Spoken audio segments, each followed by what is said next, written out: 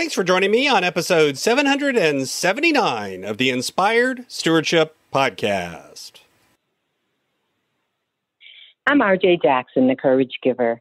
I encourage you to have the courage you need to live your calling. And one way to be inspired to do that is to listen to this, the Inspired Stewardship Podcast with my friend, Scott Mader.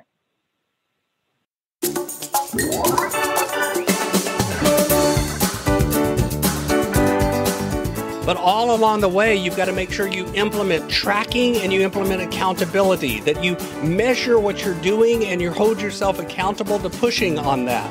Because the truth is, let's look back at that client that sets the 15 goal a month idea. If they just went from 2 to 4, doubling. Welcome and thank you for joining us on the Inspired Stewardship Podcast. If you truly desire to become the person who God wants you to be, then you must learn to use your time, your talent, and your treasures for your true calling. In the Inspired Stewardship Podcast, you will learn to invest in yourself, invest in others, and develop your influence so that you can impact the world.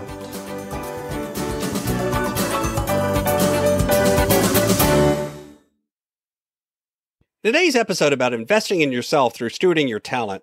I talk with you about why even though big goals aren't easy, you should try to set at least some really big goals every year, even this one. I share how to know how to achieve or how not to achieve and why that matters, those goals. And I share a framework to stay motivated to actually follow through. You've heard me talk about developing your talent. And one of the best ways to do that is through books. But if you're like most people today, it's hard to find the time to read. And that's why today's podcast is brought to you by Audible. Go to inspiredstewardship.com/audible to sign up, and you can get a 30-day free trial. There's over 180,000 titles to choose from, and you can pick one and listen your way to developing your talents via Audible. That's inspiredstewardship.com/audible to get your free trial and listen to great books the same way you're listening to this podcast. Big goals are not easy. That's part of what makes them big goals. When you sit down and you decide that you want to do something massive, you want to make an impact, you want to make a big change in your life, it's always intimidating. It's always scary. It always feels very uncomfortable. It feels like it's impossible, like this will never get done. And we've talked before about SMART goals, and one way to interpret that is that A in SMART is attainable. And I think there is a lot of value and a lot of good ideas behind sitting down and planning many goals that you know are attainable, that you can get them done, you can hit them this year.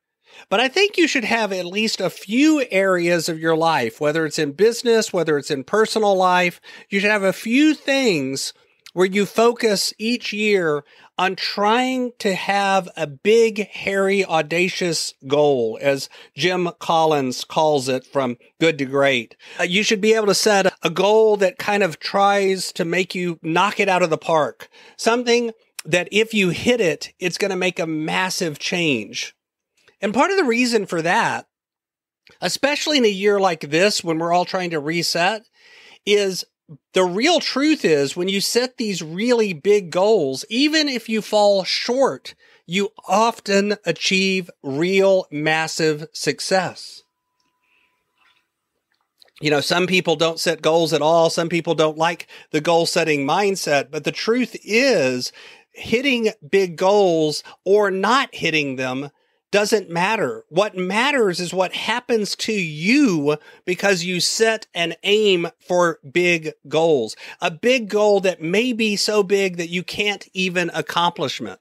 Even if you miss it by a mile, it's still worth the risk. If especially you approach it with the right attitude. We'll talk some about that in a minute.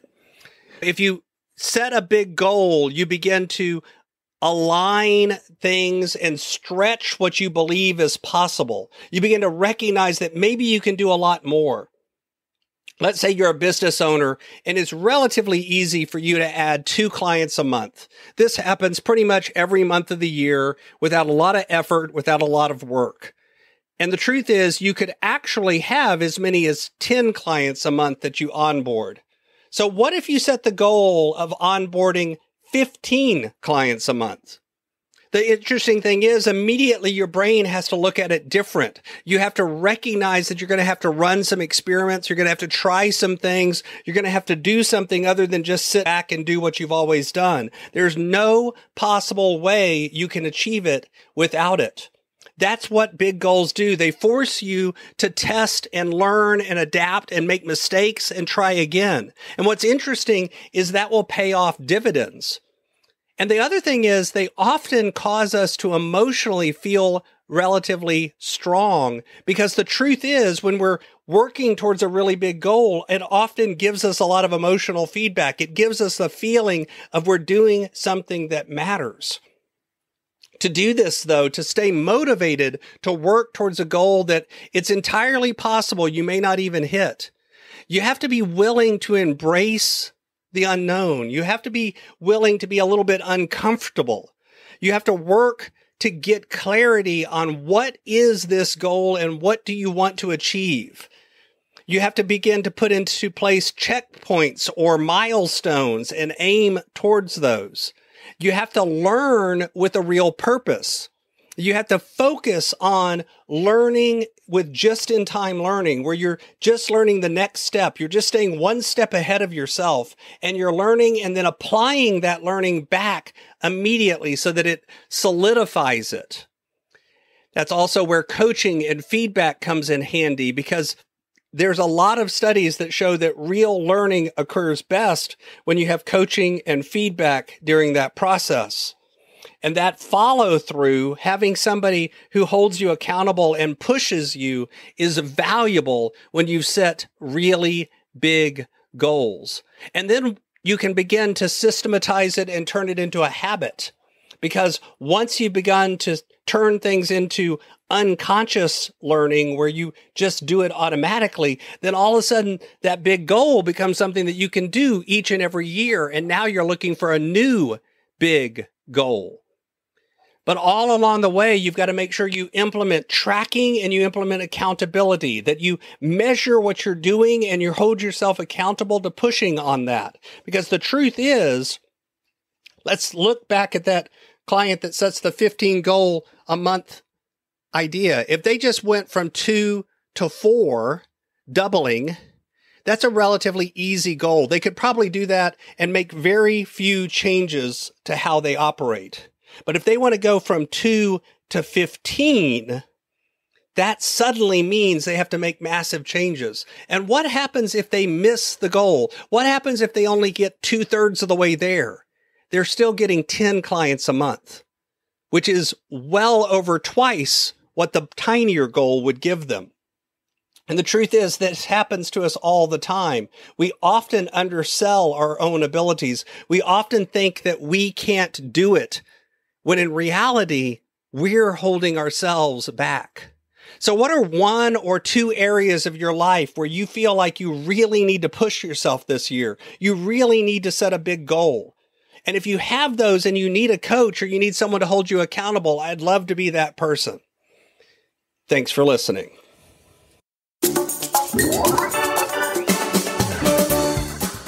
Thanks so much for listening to the Inspired Stewardship Podcast. As a subscriber and listener, we challenge you to not just sit back and passively listen, but act on what you've heard and find a way to live your calling. If you like this episode on the stewardship of talent, you can go over to inspiredstewardship.com/talent and sign up for our 5-week series on the stewardship of talent. Or if you're in the U.S., you can text 44222 talent tips. That's talent tips to 44222 and get those tips. Until next time, invest your time, your talent, and your treasures. Develop your influence and impact the world.